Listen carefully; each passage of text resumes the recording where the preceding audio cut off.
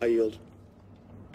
बिस्मिल्लाहिर्रहमानिर्रहीम, अस्सलाम वालेकुम। मैं हूं मोहम्मद उस्मान और आप देख रहे हैं प्रोग्राम हरफ राज और मकबूल जान के साथ।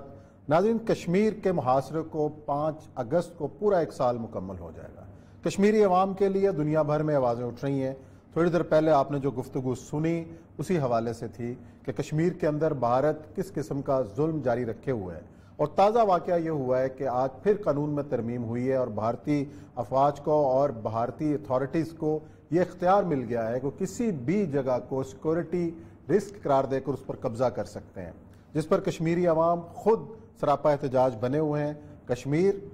का जो केस है वो किस सतह पर इस वक्त लड़ा जा रहा है और इस कश्मीरी अवाम को रिलीफ कैसे मिल सकता है, इस पर भी आज बात करेंगे। और साथ ही जिक्र रहेगा एक बार फिर सियासत का कि आज अपोजिशन जमातें इकट्ठी हुई। उन्होंने एक ऐलान किया कि अब जो भी बात होगी APC के प्लेटफॉर्म पे होगी, नैब कानून में तरमीम की बात हो या बाकी मुश्तरका तहरीक चलाने की बात हो, अपोजिशन अब क्या करने जा रही है, उसका लाएअमल क्या है। जिक्र करेंगे अपने सेगमेंट के अंदर कराची का कि थोड़ी सी बारिश ने कराची का जो हाल किया है उसका जिम्मेदार कौन है और इसमें किसको मुर्द इल्ज़ाम ठहराया जाए। साथ ही एक मीडिया में खबर आजकल गर्म है, मौलाना फजलुर रहमान के छोटे भाई ज़ियाउर रहमान की तैनाती का मामला, आखिर वो है क्या, इस पर बात करेंगे। बढ़ते हैं अपने पहले सेगमेंट की जानिब। और ये सब कश्मीर हमने इतने प्रोग्राम किए, इतनी हमने गुफ्तगू भी की, दुनिया में भी हर जगह मुजाहरे हुए। आज 5 अगस्त को ईद के फ़ौरन बाद पूरा 1 साल हो जाएगा भारत के नया जो उसने हथकंडा इस्तेमाल किया कश्मीरियों पर। आज अब 1 साल के बाद हम जायज़ा लेते हैं तो हम कश्मीर के मामले पर खड़े कहाँ? देखिए, पहली बात तो यह है कि जिस चीज़ से मूव होकर आज हम बात करना चाहते हैं, ये सैयद अली गिलानी के दामाद इफ्तिखार गिलानी का एक कॉलम है जी। और उस कॉलम में उसने एक जनवरी के वाक़े का जिक्र किया है। उसने कहा कि जनवरी के वाक़े जो एक वाक़या ऐसा हुआ कि यूरोपियन यूनियन ने अपना एक वफद भेजा कि हमें कश्मीर को विज़िट करने दो, और बहुत बड़ी सिक्योरिटी के अंदर कि हम आगे यहाँ नहीं जाने देंगे, वहाँ नहीं जाने देंगे। लेकिन उसको कवर करने के लिए इकोनॉमिक टाइम्स का एक अरविंद मिश्रा साफ़ी जो था, ये हिंदू है और इंडिया का है, वो वहाँ गया तो उसने कुछ एक डायरी लिखी, जिस डायरी को उन्होंने नोट लिया। मैं सिर्फ वो सुनाना चाहता हूँ ताकि लोगों को अंदाज़ा हो कि हम जो कुछ भुगत रहे हैं ये जनवरी में किसी शख्स की बद्दुआओं का नतीजा है। वो कहते ये हैं कि इस साल जनवरी में जब भारत में मुकीम यूरोपीय यूनियन के सफीरों की एक टीम को कश्मीर में ले जाया जा रहा था तो उनको कवर करने के लिए इकोनॉमिक टाइम्स से वाबस्ता सरकर्दा साफ़ी अरविंद मिश्रा भी श्रीनगर पहुंच गए। चूंकि वो सिक्योरिटी हिसार में थे, उन्होंने अफसरान से अपने एक साथी बिलाल अहमद डार के घर जाने की इजाजत मांगी। बिलाल मास कम्युनिकेशन की पढ़ाई के दौरान उनका हमजमात था। मिश्रा का कहना है कि जब वो बिलाल के घर से बाहर आकर गली से गुजर रहा था कि खिड़की से एक खातून की आवाज आई, अरविंद भाई आप बिलाल के दोस्त हो ना? दिल्ली वाले, मैं नफीसा उमर हूं, बिलाल की फूफी की लड़की हूं। मिश्रा का बयान है कि नफीसा की बात सुनकर वो कई रात सो न सका। उस लड़की ने सवाल किया कि क्या बाहर की दुनिया में किसी को अंदाजा है कि 7 महीने से जहां कर्फ्यू हो, घर से निकलना तो दूर, झांकना भी मुश्किल हो, चप्पे चप्पे पर फौजी तैनात हों, इंटरनेट बंद, मोबाइल बंद, लैंडलाइन फोन बंद हो, घरों से बच्चे, जवान और बूढ़े हजारों बेकसूरों की गिरफ्तारियां हो रही हों, सारे बड़े छोटे लीडर जेल में हों, स्कूल कॉलेज दफ्तर सब बंद हों, आखिर लोग कैसे सांस लेते होंगे? मिश्रा के मुताबिक बस 5 मिनट में ही इस खातून ने हालात का ऐसा नक्शा खींचा जिसके स्वास दिल्ली में कई माह तक उसके जहन पर दस्तक देते रहे। सही। नफीसा ने मजीद कहा कि आपको मालूम है कि कैसे लोगों के खाने पीने का क्या इंतजाम किया होता होगा, बीमारों का क्या हो रहा है, बस कुछ सोचने वाला नहीं है। आधी से ज्यादा आबादी डिप्रेशन और ज़हनी मरीज बीमारियों की शिकार हो चुकी है, बच्चे खौफजदा हैं और मुस्तकबिल अंधेरे में है। नफीसा ने रोते हुए कहा, जुल्म और सितम की इंतहा हो चुकी है, रोशनी की कोई किरण नहीं है, कोई सुध लेने वाला नहीं है, पूरी दुनिया खामोश तमाशाई देख रही है। हमने सब सह लिया, खूब सह रहे हैं,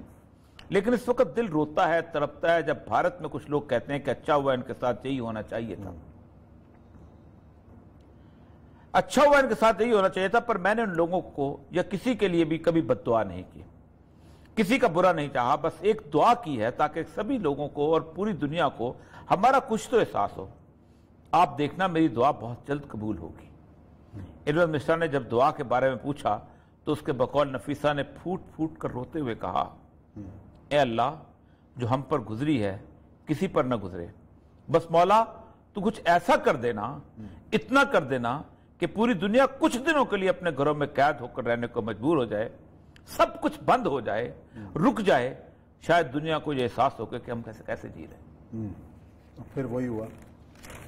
پوری دنیا بند ہوئی، پوری دنیا بند ہوئی اور چیخی اور کہا بچے ڈپریشن میں چلے گئے ہیں، ہمارے بوڑھے ڈپریشن میں چلے گئے ہیں۔ یہ جنوری میں اروند مشرا کہتا ہے کہ میں کئی راتوں تک نہیں سو سکا ہوں۔ ہم جنہوں نے پوری زندگی، اگر یہ کشمیر نہ ہو تو پاکستان کو گھاس کھا کے ایٹم بم بنانے کی ضرورت ہے، اگر یہ کشمیر نہ ہو تو پاکستان کو فوج پالنے کی ضرورت ہے، اگر یہ کشمیر نہ ہو تو پاکستان کو نعرے لگا کے اور یہ بتانے کی ضرورت ہے کہ ہم ایک بہت بڑی طاقت ہے۔ صرف ایک ہی مسئلہ ہے نا، اور تو کوئی نہیں، ورنہ انڈیا کے اندر تو 15 اور موومنٹس چل رہی ہیں۔ آپ کی فوج جو ہے کیا وہ تمل ناڈو کو آزاد کرانے جائے گی؟ کیا وہ میزورام کو آزاد کرانے جائے گی؟ کیا وہ سکم میں آزادی کے طریقے کیوں نہیں جاؤ گے؟ اس لیے کہ کشمیری آپ کے مسلمان بھائی، اس لیے آپ جاؤ گے نا۔ اور دوسری بات ہے کہ آپ 1947 سے کہتے چلے آئے ہو کہ یہ انفنش ایجنڈا ہے۔ اتنے بھی آنسو کسی ایک یہ ہندو کے آنسو ہیں، صحیح بات ہے، اتنے بھی آنسو پاکستان کی کسی ٹیلی ویژن چینل پہ کسی لیڈر کے آنکھوں میں آئے؟ میں صبح سے اس کو پڑھ رہا ہوں اور میں سوچ رہا تھا کہ آج کوئی پروگرام کسی اور چیز سے آغاز ہو ہی نہیں سکتا۔ اس نے کہا ہم بد دعا نہیں دیتے، ہم اللہ سے صرف ایک، اور اس نے کہا مجھے پتا ہے میری اللہ سنے گا، کہ کسی لوگوں کو یہ احساس ہو جائے کہ پابندی کیا چیز ہوتی ہے۔ آپ کو پتہ ہے جس وقت امریکہ پہ پابندی لگی ہے تو پاگلوں کی طرح لوگ نکلے ہیں۔ کسی نے کہا میں پاگل ہو جاؤں گا، میں دیواریں دیکھتا رہ گا ہوں، میں چھت دیکھتا رہ گا ہوں، سب کچھ باہر آ گئے تھے، اسلحہ لے کے باہر آ گئے تھے، ہمیں روکے گا ہم اس کو۔ کون سے ملک میں یہ نہیں ہوا؟ اور آپ کو ایک بات ہو، حیران کن بات یہ ہے کہ جو اس کیفیت میں تھا نا، جس کو اللہ نے توفیق دی ہوئی تھی، اللہ نے اسی کو پکڑا ہے۔ افریقیوں کو توفیق نہیں دی تو اللہ نے پکڑا ہی نہیں ان کو۔ اس کے فارس کے لوگوں کو توفیق نہیں دی تھی، پکڑے۔ ہمیں توفیق دی ہوئی تھی، ہمیں پکڑا۔ ایران کو توفیق دی ہوئی تھی، ایران کو بھی پکڑا۔ باقی تو عراق اور شام تو ویسے ہی پکڑے ہوئے ہیں نا، اس کی گرفت میں ایسے پورے آئے ہوئے کہ زندگی بھر روتے رہیں گے۔ لیکن اٹلی کو توفیق دی ہوئی تھی، اس کو پکڑا۔ فرانس کو توفیق دی ہوئی تھی، اس کو پکڑا۔ انگلینڈ کو توفیق دی ہوئی، اس کو پکڑا۔ امریکہ کو ایون چین کو توفیق دی ہوئی تھی، اس کو بھی پکڑا۔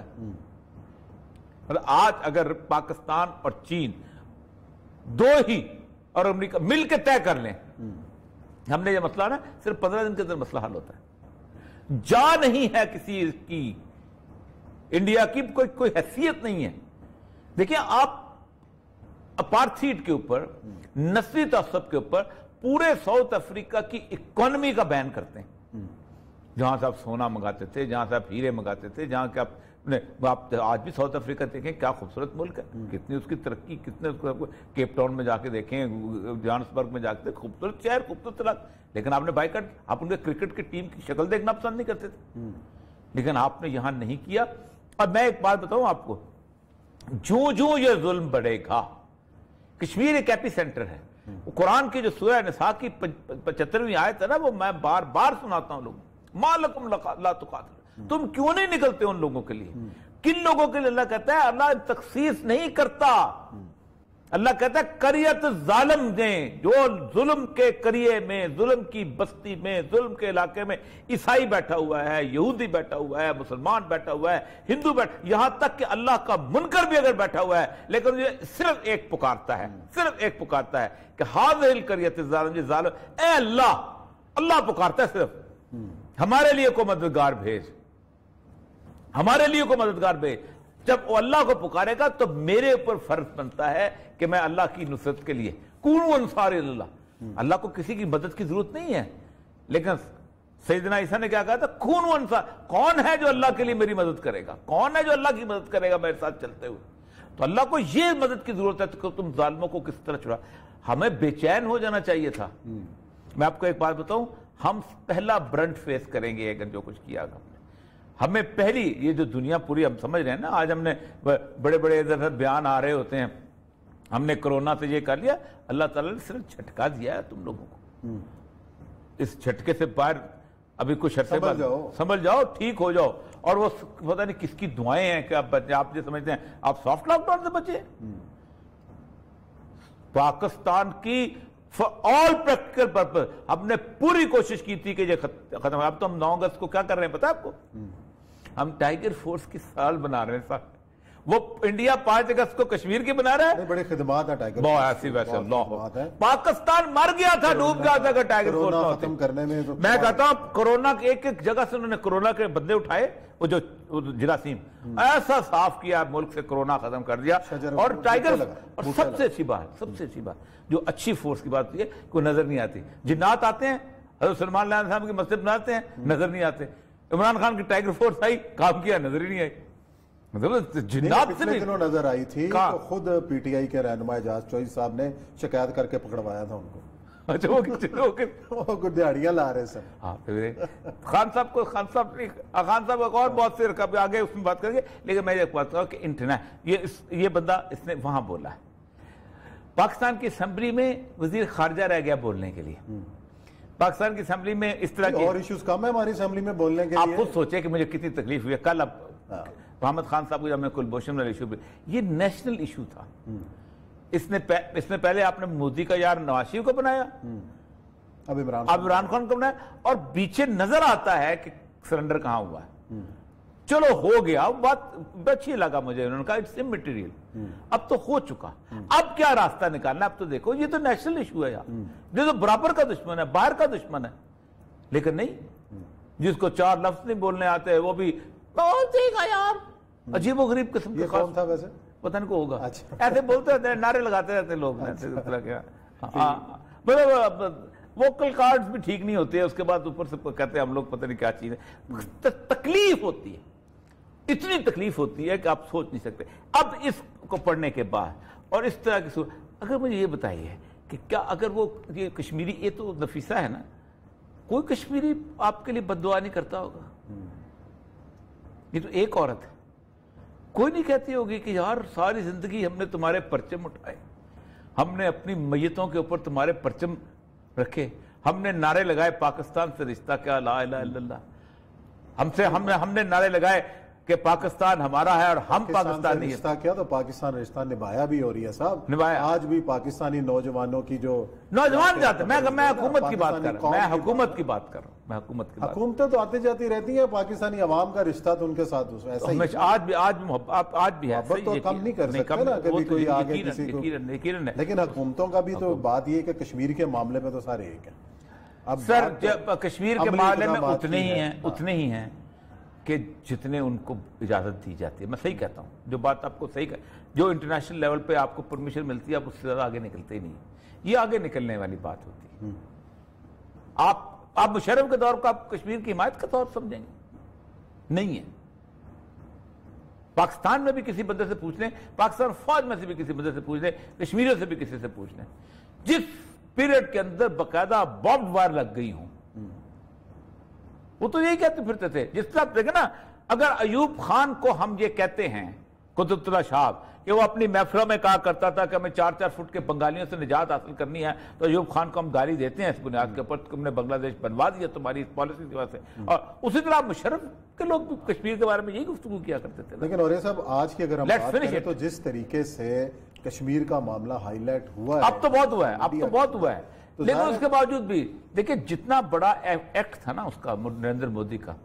ہمارا ایکشن جو ہے صرف سپریم کورٹ اس کے وہاں جا کے جو ہے اقوام متحدہ وہاں سے رک نہیں جانا چاہیے آگے بڑھ میں نے کئی دفعہ میں نے مثال آپ کو دیا میں آپ کو کئی دفعہ مثال دی ہے کہ خمینی کے انقلاب کے بعد کم از کم 8-10 سال تک ایران کے پورے سفارت خانوں کے باہر بورڈ لگے ہوتے تھے جس کے اندر شاہ کی اٹراسٹیز بتائی ہوتی تھی سویک کی اٹراسٹیز بتائی ہوتی تھی باقاعدہ ان کی ایگزیبیشن چل رہی آپ کے سفارت خانے کیا کر رہے ہیں